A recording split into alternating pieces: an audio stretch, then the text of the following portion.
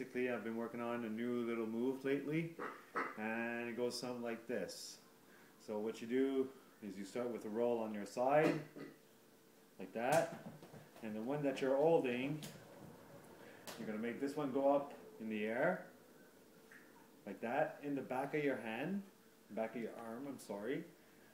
So you make it go up like this, put it in the back here, bring the one you have in your hand in the front of your arm, of your other arm.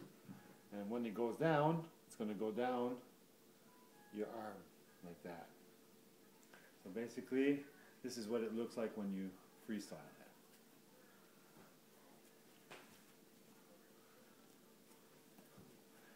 So that's example number 1.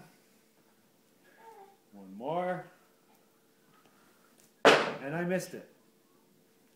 Nobody's perfect. Remember that. Like that. On your arm, let it slide. And this is that.